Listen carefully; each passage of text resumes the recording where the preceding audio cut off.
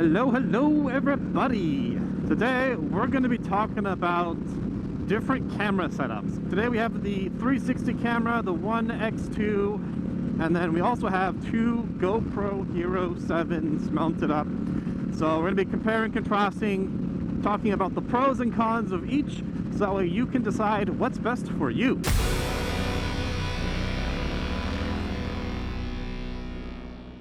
So the way we're going to set this up is we're going to talk about different pros and cons first, and then we're also going to talk about different feature sets. So first, let's talk about the 360 camera. The concept of a 360 camera is there are two lenses on both sides of the case. So you essentially have two cameras that are able to combine footage and stitch footage together.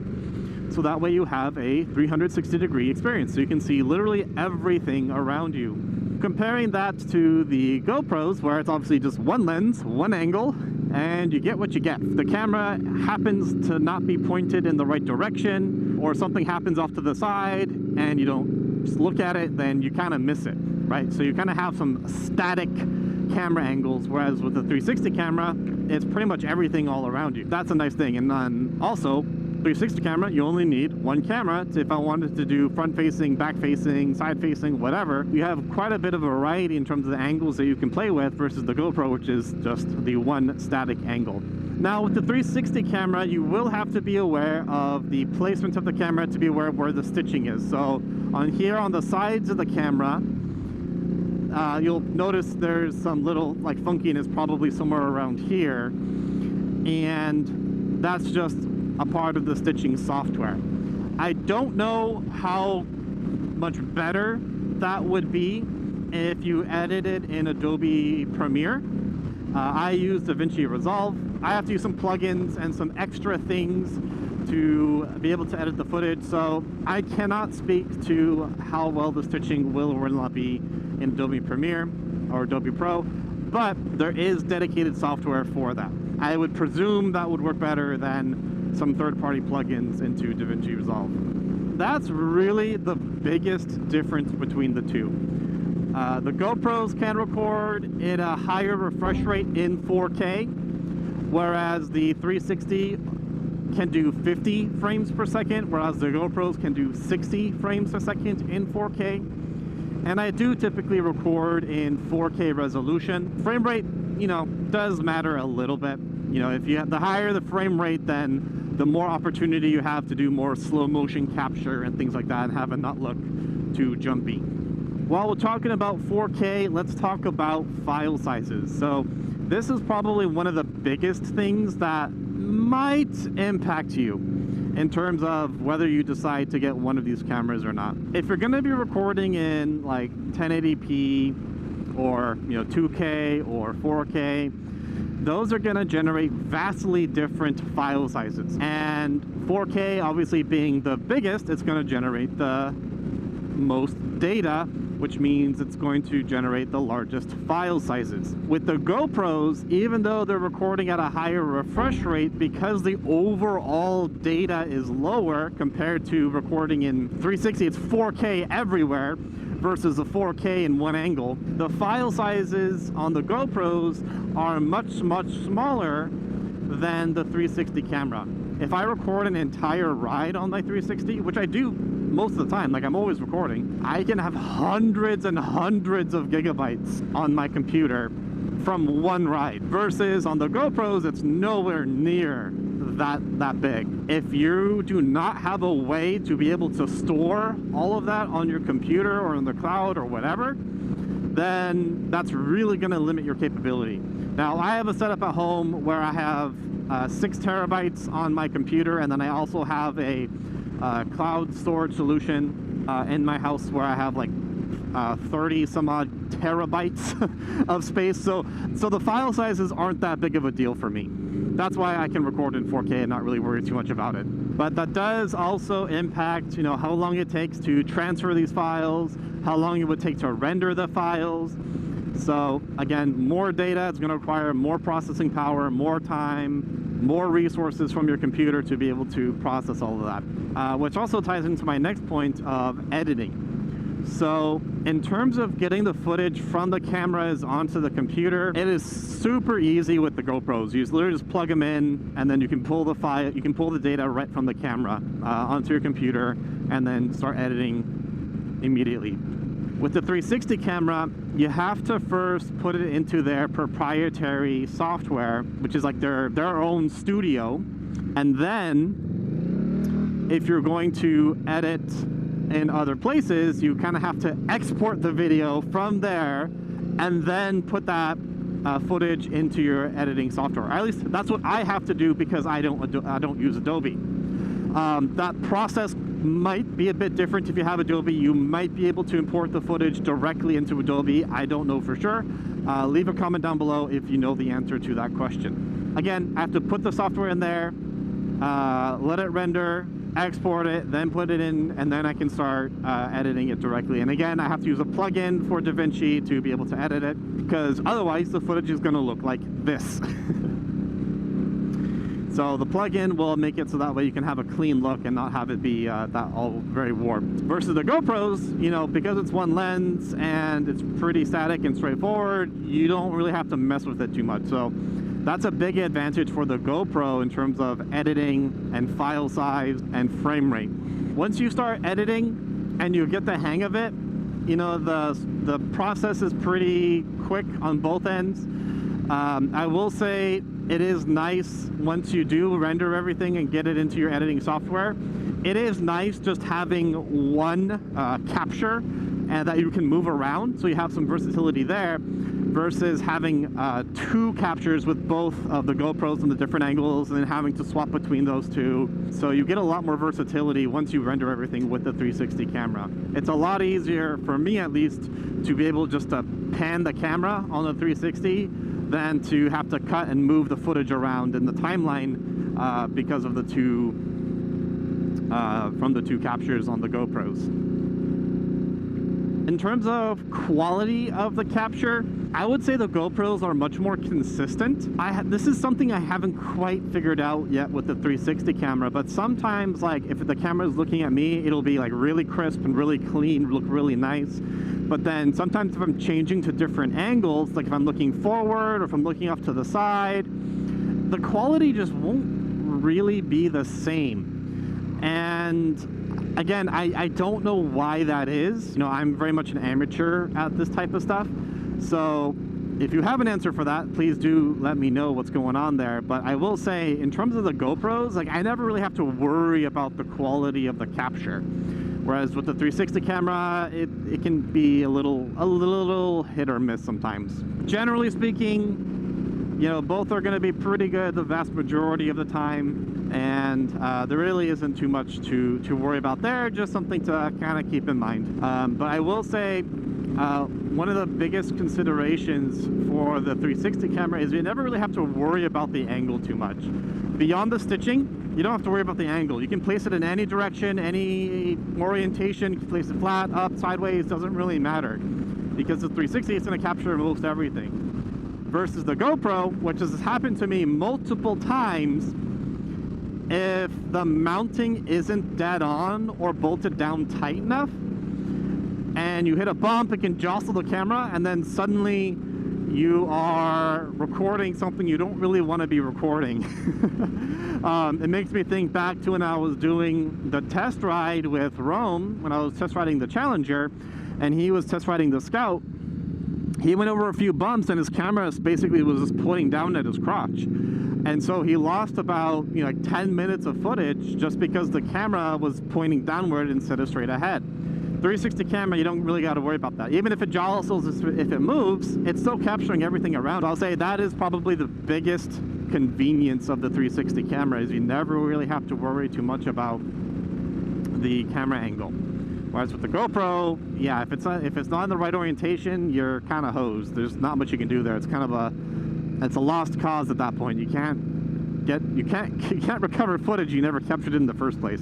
In terms of mounting, once again, if you're mounting it on the bike, it doesn't really make too much of a difference. The 360 camera gets in the way a little bit more, but honestly, you get used to it and it doesn't block your vision that much, so it's not that big of a deal.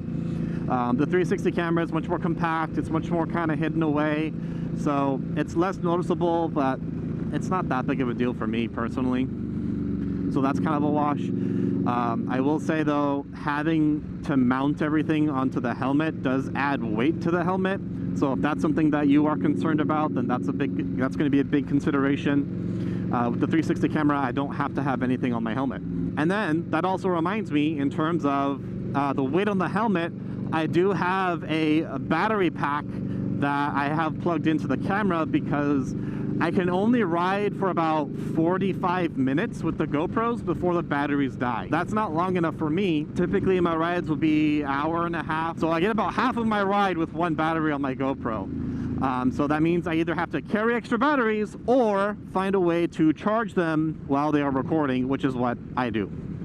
So on the helmet, that means you have to have a battery pack to keep on charging the GoPro, which means more weight on your helmet. Another thing that you got to keep an eye on, another thing you got to manage. There have been times where I've forgotten to charge the battery pack, and then I'm going out riding and then the battery dies and blah, blah, blah, blah, blah.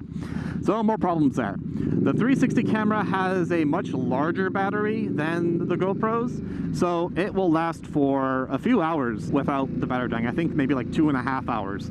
So definitely long enough to get a ton of footage, and you can always plug it in as well. I will say though, if you do plug in the 360 camera and try to capture, it will capture the cable in there, so that footage can look a little weird. I haven't really played enough with the different angles to see if there's a way where I can record on the 360 camera and have the cable in there, but it hasn't really been a necessity. I haven't had a need to figure that out, so not a big deal. But again, you can just charge the camera and it'll charge while you're importing the footage, so it's fine. So do keep that in mind. For the GoPros, you do have to charge while you ride if you're going on rides for more than half an hour, 45 minutes. Whereas with the 360 camera, I've never really had to worry about it. I'm not trying to record 360 footage for multiple hours on end. If I was going to be recording for that long, then I might consider doing the GoPros as a better setup, unless there was some specific footage that I'm really going for, but that's a different scenario. So I think I'll make a little graph in terms of the pros and cons of each, or which would be the winner, quote unquote, in terms of each of those categories. But I'm not gonna make a recommendation because everyone's use case might be a little bit different. So it's up to you to make that determination in terms of what's best for you. For me, the writing that I do and the content that I try and capture, the 360 camera is the simplest for me. So that's what I would typically use, but that certainly doesn't mean that's gonna be the best thing for everybody. In terms of the price, that's another big consideration. Buying one expensive camera versus two moderately priced cameras. There's a ton of used GoPros on the market. You can find the old ones. I have Hero 7s and they work great. There's a lot of new features on the 10s, but honestly the Hero 7s still work great for me. So you can probably find some Hero 7s, Hero 8s, 9s on the market and save yourself a little bit of money and get yourself a great camera. I don't think the same can really be said for the 360 camera, just because it's a new concept, so there's probably just not as much availability for used 360 cameras than there would be for the GoPros. You could, if you're on a budget, you could potentially buy a few GoPros and get yourself a pretty good setup versus buying a new 360 camera. But if you are going to buy new, then then the two GoPros are going to be more expensive.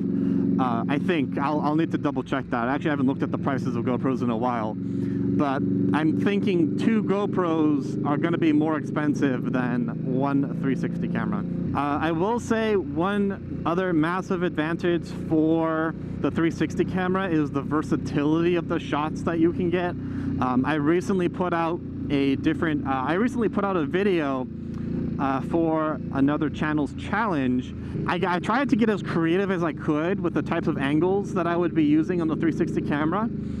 And while I certainly could have gotten all of those shots on the GoPros, it would have required much more work and thought and preparation. And it would have also meant I would have had to stop much more often to change the angle and know exactly what I want to capture when at what point. Versus the 360 camera, I just put it on, I just literally would just stop. I'll just stop for a while, put it on a different part, go ride, stop, put it on a different part for a while, go ride. And then I was able to get a bunch of different angles just from those different positions.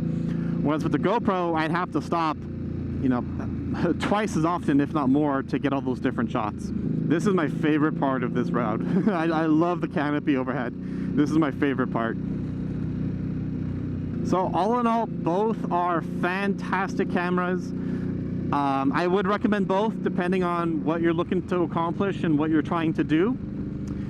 It's contextually important. So I mean, I'll use different cameras for different needs. So like, if I'm just riding by myself, I'm not recording anything at all, then I just want security footage, you know, forbid a accident happen, but if something were to happen, then I would just use the GoPro. Just have it set to like 1080p and just have that. And then I have some security in case I ever need it. But if I'm trying to record a video for YouTube, then I would use the 360 camera. If I'm going to be riding very, very long rides, and I know charging is going to be an issue, then the GoPros might be a better route to go. So, kind of depends on the use case. You'll need to make all of these considerations for yourself and then decide what's going to be best for you. So we talked about quality, we talked about capacity, size capacity, we talked about rendering, we talked about editing and workflow. We talked about quality, frame rates, price point. I think that's going to be all the major things. In terms of like robustness of the cameras, I think they're kind of equivalent. I will say, if you drop the GoPro and say you crack the lens, you can replace the covers on the lens pretty easily. You cannot take the lenses out of the 360. So I can't speak to how robust those are. I hope they're very robust because they do stick out.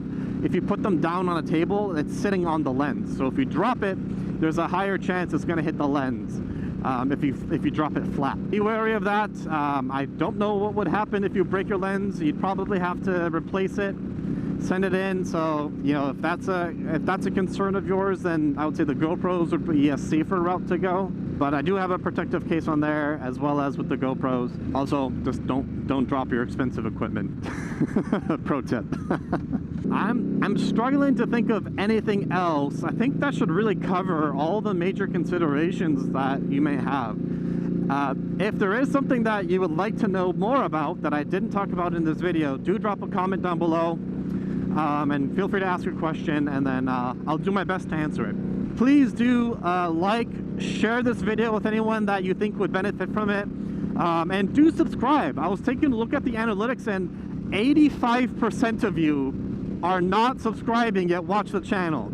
So I would highly recommend you subscribe, because as we get closer to the 500 subscriber milestone, I'm going to be doing a giveaway. So if you're watching my content, you're supporting the channel, just subscribe, and then you might win something when we hit 500 subscribers. As always, everybody, be brave, do good, take care of yourselves. We'll see you in the next one. Have a great day.